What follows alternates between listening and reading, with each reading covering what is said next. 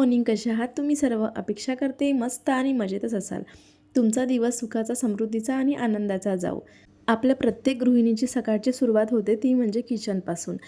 Actually आज होता Sunday आणि आज थोडं निवांत होतं. नाहीतर रोज सकाळी उठलं की पूर्ण वीकमध्ये सकाळी मुलांचा डब्बा किंवा मग माझे क्लासेस आणि यांची ड्युटी, घरचे कामं हे सगळं असतात. आणि आज संडे होता त्यामुळं म्हटलं मस्त निवांत उठूया. काल उपवास झालेला होता. काल आषाढी एकादशी होती आणि आई-बाबा इथेच होते आणि त्याच्यामुळं मग त्यांना नेऊन पण द्यायचं होतं. त्याच्यामुळं त्यांना गावी पोहोचवून दिलं आम्ही संध्याकाळी वगैरे.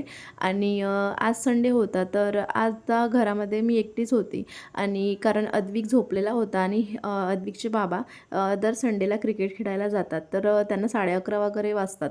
तर ॲक्च्युली आज ते लवकर आले कारण पावसाचं वातावरण होतं आणि ग्राउंड ओलं असणार त्याच्यामुळं मग ते लवकर आले. तर ते 10 वाजता वगैरे घरी आले आणि त्यांना पोहे खायचे होते. मग काय मस्त पोहे बनवायसाठी घेतले. कारण आज तर सगळं मस्त निवांत घालवायचं होतं. छान मस्त पोहे बनवले आणि पोह्यामध्ये तुम्ही काय काय टाकता? मी आलू वगैरे घालून छान मस्त पोहे बनवते आणि यांना माझ्या हातचे पोहे जास्त आवडतात. ॲक्च्युली मला पोहे जास्त आवडत नाही. खूप उत्साहाने पोहे तर बनवले, पण पोह्यामध्ये शेंगदाणे घालायचेच मी विसरली. बरं झालं ते शेंगदाणे मी भाजून ठेवलेले होते, तर मी वरूनच ते घालून छान परतवून दिलं. सांबार वगैरे घालून मस्त छान पोहे रेडी केले आणि माझं हॉल आणि त्याच्या साईडची रूम झाडून झालेली होती आणि मधातच मग मला जो झाडू आहे तो तो टाकून पोहे बनवायसाठी घ्यावे लागले. त्याच्यामुळं बाकी घर मग झाडायचं होतं. अद्विकनी चटई वगैरे टाकून मागितली आणि झालं त्याचं साम्राज्य उभं झालं. आणि आता तर संडेच होता, आज त्याला पण सुट्टी होती आणि त्याचं पण अंघोळ वगैरे बाकीच होतं. कारण आजच्या दिवशी आमचं सगळ्यांचं लेट लेटच चालतं. तर त्यांनी मस्त त्याच्या बाबाकडून आणि त्यांनी दोघांनी मिळून मस्त छान त्याचं घर बनवलं. त्याचे सगळे खेळणे हॉलमध्ये पसारा करून ठेवला सगळा. आता पहिले काय होत होतं, की मी त्याने थोडं जरी काढलं खेळण्याचं सामान, तर मी लगेच ते ठेवून देत होती. बट मग मीच विचार केला, की लहान मुले नाही खेळणार, तर मग कोण खेळणार? आपण काय करतो, की मुलांची पसारा होऊ नये म्हणून त्यांना खेळूच देत नाही. बट हेच दिवस असतात आणि गेलेले दिवस आपण परत आणू शकत नाही. म्हणून मग मी त्याला जेवढं खेळायचं आहे, जेवढे काही खेळणे काढायचे आहे, ते सर्व काढू देत असते आणि मग शेवटी सगळं काही व्यवस्थित भरून ठेवत असते. त्यानंतर या ज्या साईडच्या खोल्या आहेत, जसं की किचन आणि ते बेडरूम वगैरे, तर ते झाडायची होती.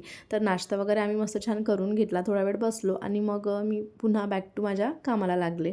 तर त्याच्यानंतर लिक्विड संपलेलं होतं ॲक्च्युली. तर मला लिक्विड पण यांना मी सांगितलेलं होतं, तर येता येता त्याने लिक्विड वगैरे आणलं आणि ते पण सुद्धा मी फिल करून घेतलं. आणि मला कपडेसुद्धा मशीनला लावायचे होते कारण पूर्ण वीकमध्ये मला ड्रेसेस लागतात. तर मग ते सगळे ड्रेस मी एका दिवशी सगळे वॉश करून घेत असते.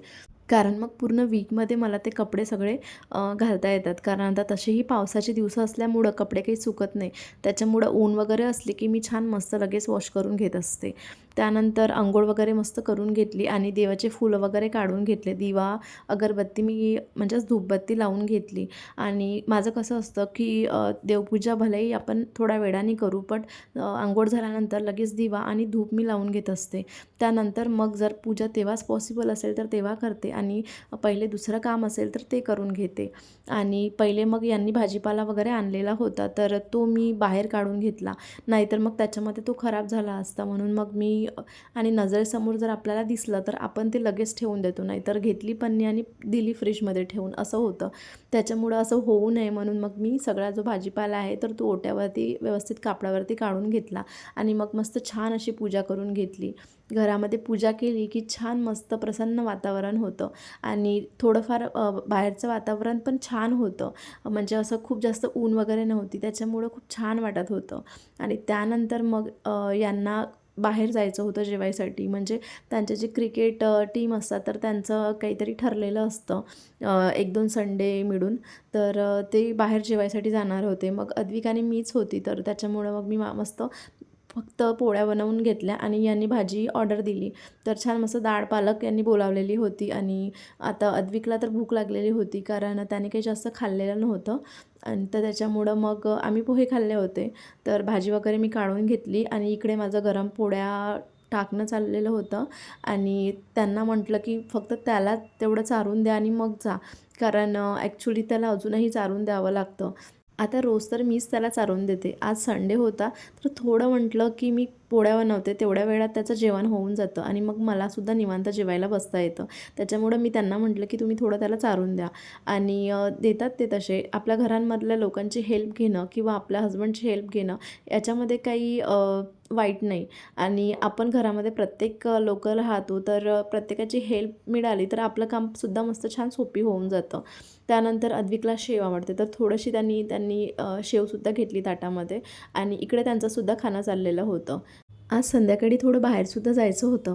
बाहेर म्हणजे असंच कुठे गार्डनमध्ये वगैरे. आणि मला तरी असं पर्सनली वाटतं की प्रत्येक स्त्रीनी की प्रत्येक होममेकरनी किंवा जॉब करणारी कोणीसुद्धा वीकमधून एक दिवस तरी स्वतःसाठी काढायचा किंवा फॅमिलीसाठी काढायचा, जेणेकरून आपण पूर्ण वीकसाठी चार्ज होऊन जातो. डेली तर आपली कामे रोजची असतातच, बट एक संडेच असा असतो की पूर्ण फॅमिली घरी असते आणि आपण त्या दिवशीच कुठेतरी जाऊ शकतो. कुठेतरी जवळपास जाऊन आपण छान मस्त आपलं जे मूड आहे ते फ्रेश करू शकतो. अद्विकला यांनी चारून दिलं तर तेवढं काम माझं कमी होतं आणि मग काय छान मस्त स्वयंपाक वगैरे आटपून घेतला. ऑलमोस्ट आता सगळा स्वयंपाक म्हणजे मी फक्त पोळ्या बनवलेल्या होत्या. भाजी तर ऑर्डरच दिली होती. त्यानंतर मी काय करते नेहमीच की असं नॅपकिन वगैरे घेत असते पोळपाटच्या खाली. तर त्याच्यामुळं जास्त जो ओटा आहे तर तो खराब होत नाही आणि लवकर इझिली पटकन क्लीनसुद्धा होऊन जातो. छान मस्त गोडपोळी बनवलेली होती मी माझ्यासाठी. ॲक्च्युली मला गोड आवडतं, बट म्हटलं साखर कन्झ्युम करण्यापेक्षा गूळ केव्हाही चांगलं. त्याच्यामुळं मग मी छान गोडपोळी बनवली. अद्विकचं जेवण इथे झालेलं होतं आणि हॉलमध्ये तर पाय ठेवायलासुद्धा जागा नव्हती तेवढ्या सोप्याच्या एरियामध्ये. कारण त्याचं जे खेळ आहे तर तो मला उचलूसुद्धा देत नाही आणि मी उचलतसुद्धा नाही. त्याचं जे गेम आहे, त्याचा जो संडे आहे तर तो सुद्धा त्याला निवांत मस्त खेळू देते.